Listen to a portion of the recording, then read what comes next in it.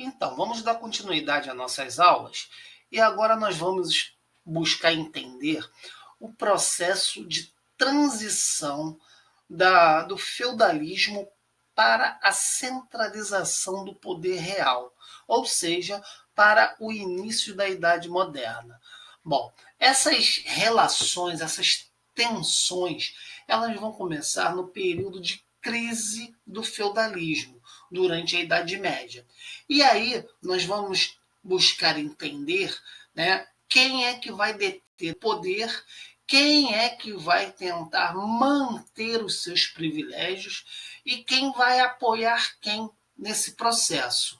Então, na verdade, os reis vão ser alguns senhores feudais que vão conseguir lentamente impor a sua força política e a sua força militar sobre a nobreza, que são os condes, duques, barões, viscondes, né? Principalmente os condes, que eram quem lutava, quem tinham grandes exércitos, né? E formavam campanhas militares.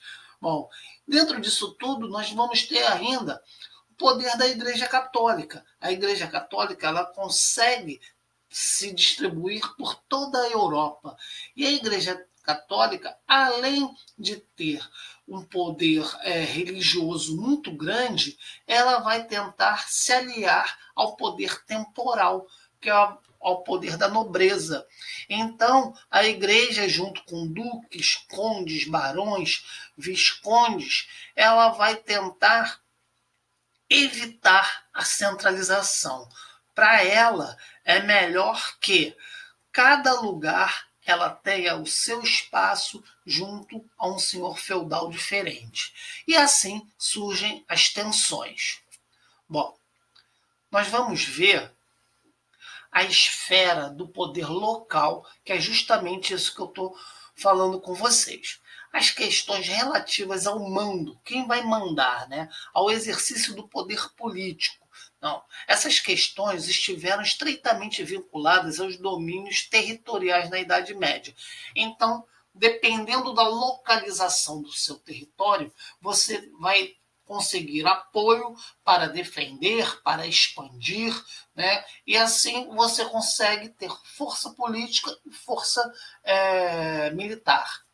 Essas forças estavam entrelaçadas nas relações de suzerania e vassalagem. Então vamos lá. Quem foi o grande suzerano do início da Idade Média? Carlos Magno. O Carlos Magno, ele que vai distribuir diversas terras para seus guerreiros, para seus principais militares, para eles defenderem essas terras e evitarem aí invasões e a decadência do Império. Então, o Império Carolíngio, com Carlos Magno, vai ser o início dessa distribuição de terra e da formação dessa nobreza feudal. Com isso, a família de Carlos Magno vai ser a grande suzerana do início da Idade Média. E os seus guerreiros serão os vassalos. Com a morte do Carlos Magno, nós já vimos que houve um enfraquecimento, né, com seu filho, depois com seus netos, e esses senhores, essa nobreza, se rebelaram e deixaram de aceitar as ordens dos netos de Carlos Magno. Porém, em determinadas regiões da Europa, uns senhores passaram a ter mais forças do que outros. Assim, começa a formar, né, essa relação forte de mando, né, numa região, vamos especificar melhor, França. Né? Então, lá na região da França, uma família, né, de senhor feudal vai se destacar, porque tem muito exército e tem outros senhores, seus vassalos, tem outros senhores que vão apoiá-lo, né, nas campanhas militares, defesa de território, etc.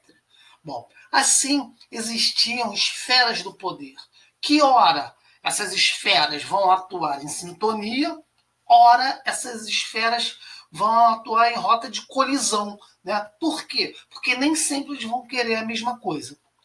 Então, ó, os senhores feudais cobravam tributos e impostos das populações que residiam no seu feudo e que trabalhavam passando pelo seu feudo ou até mesmo dentro do seu feudo. Então, tudo era cobrado imposto, além de aplicar a justiça.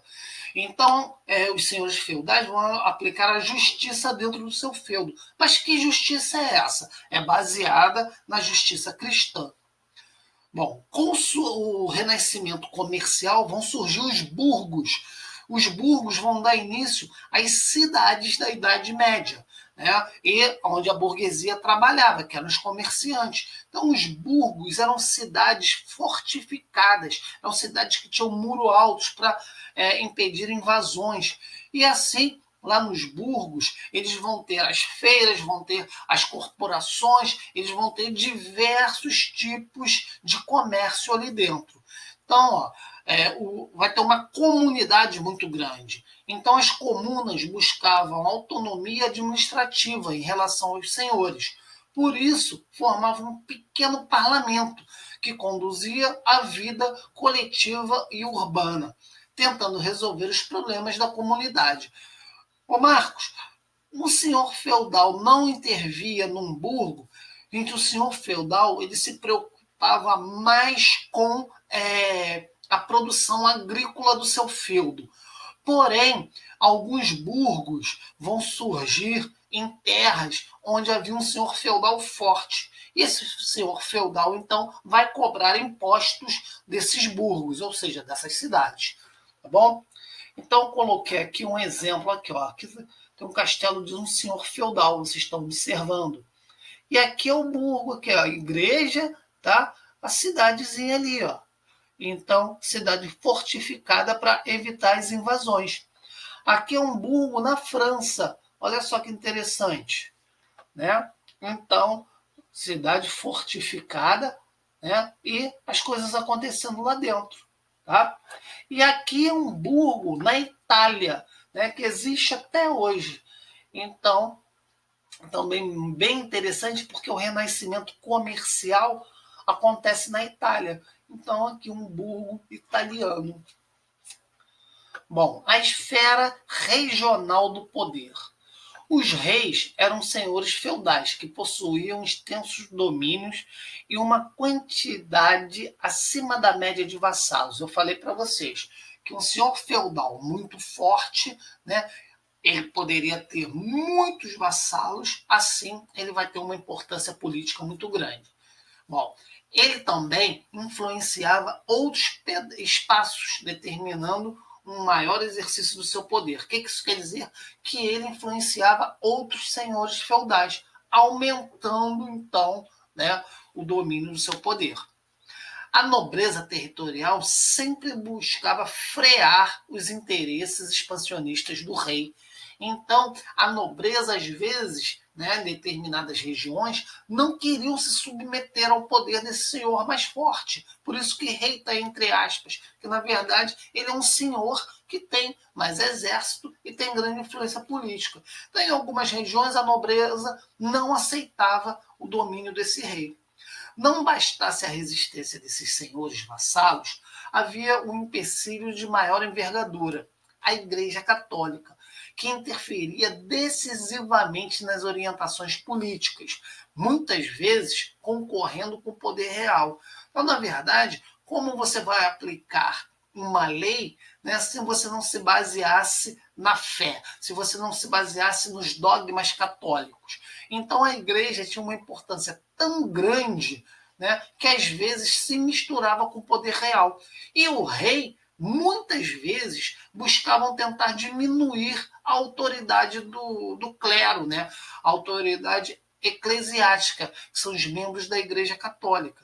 E isso daí, como eu falei para vocês, fazia o quê? Uma rota de colisão em determinados momentos.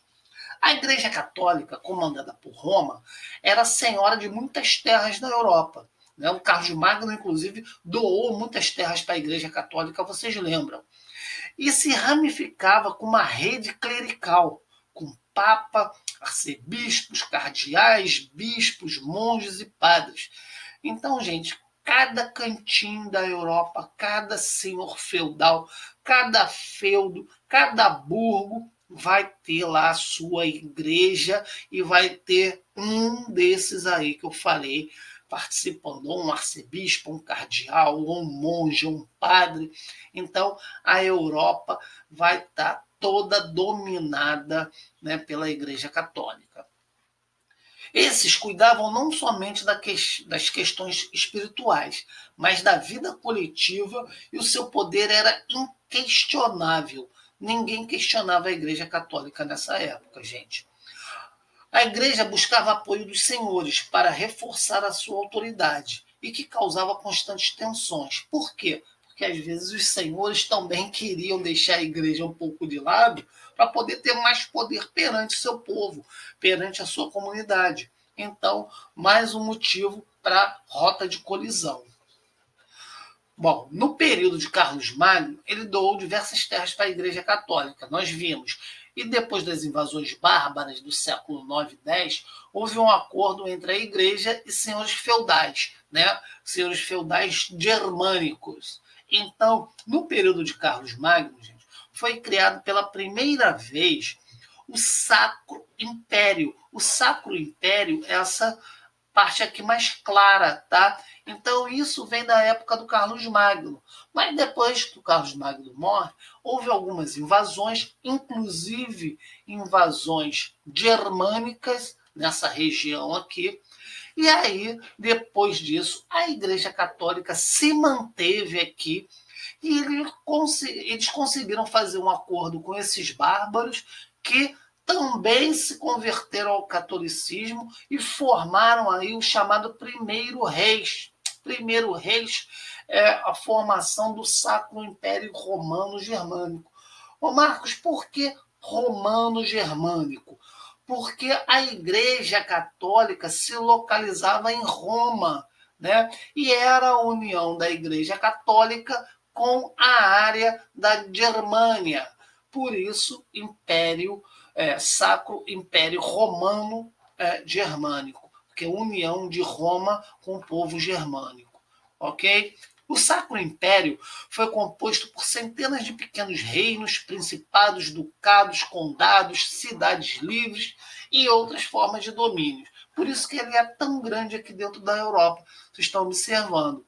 As tensões ocorriam, pois os nobres pretendiam restringir os poderes dos reis. Os reis defendiam a limitação do mando do clero e a Igreja desejava imprimir ao mundo o seu caráter universal, monopolizando as questões espirituais e materiais. Então, gente, não só dentro do Império, do Sacro Império, mas dentro da Europa toda vão acontecer esses conflitos. Bom, como é que houve o processo de centralização da Inglaterra? Olha aqui o que é a Inglaterra, tá? E vai chegar um momento ali que eu vou falar para vocês do norte da França. Norte da França é essa área daqui, ó. Vocês estão observando, né? Então, ó, antes das invasões vikings, a região era formada pelos reinos de Kent, Essex, Sussex, Nortúmbria, Mércia, Wessex e West Anglia. Quem vê Vikings, né, viu aí no início da série que eles invadiram essa região aí.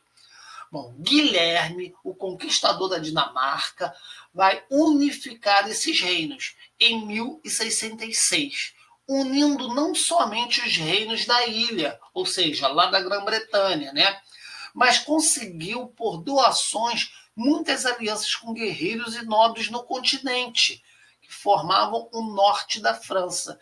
Então, o Guilherme, além de unificar todos esses reinos aqui, ele vai conseguir também apoio de nobres aqui do norte da França. Tá certo?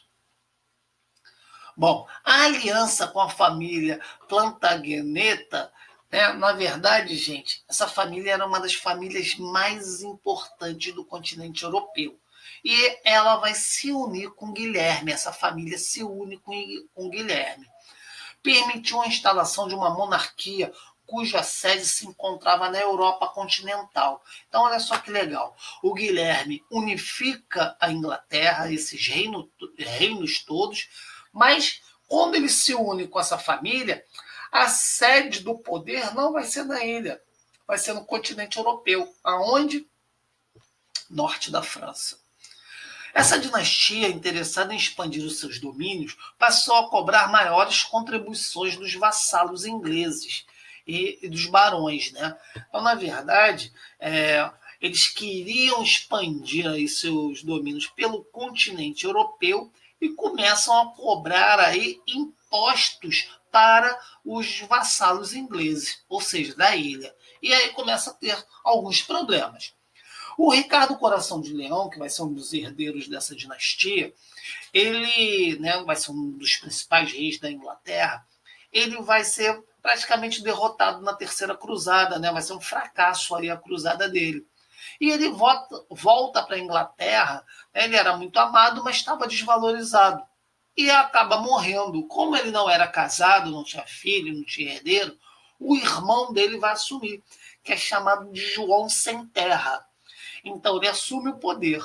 João passou a cobrar mais impostos dos senhores e mais esforços para uma nova guerra com a família real francesa dos Capetos, que vai ser a nossa próxima aula. A gente vai ver como é que essa família dos Capetos surgiu na França. Então, eles queriam expandir seus territórios na França para enfraquecer a família Capeto dentro da França. Por isso, cobrava mais impostos.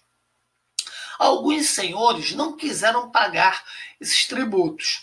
O rei deu ordem de prisão aos nobres, acarretando uma revolta. Quando o rei falou: quem não pagar os tributos vai ser preso, os nobres se uniram contra o rei. E aí, João Sem Terra acaba derrotado, galera. Mas não tiraram ele do poder, não. Fizeram ele assinar aqui, um documento em que ele não podia tomar nenhuma decisão sem autorização desses barões, sem autorização da nobreza inglesa. Né? Então, assina um texto reconhecendo a limitação do poder real. Era a Carta Magna da Inglaterra. O rei não poderia prender sem um processo instaurado, não poderia criar novos tributos sem autorização dos barões e deveria justificar aos barões o uso de novas arrecadações. Ele está arrecadando para quê? Vai investir aonde? Isso serve para quê? Então, ele foi obrigado a expor, justificar tudo aí para a nobreza. Assim, formou-se a tradição parlamentar da Inglaterra, onde o rei se submete a um conselho, né? Hoje se submete ao parlamento. E hoje o rei, inclusive, nem manda, ele é só o chefe de Estado. A gente vai ver posteriormente como é que isso aconteceu.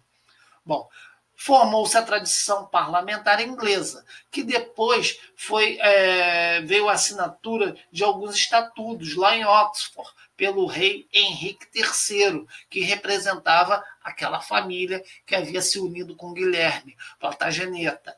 E aí, né, formam uma hierarquia que vai ser muito forte a partir do Henrique III. O Henrique III ele vai ser rei da Inglaterra e ainda tem alguns domínios no norte da França.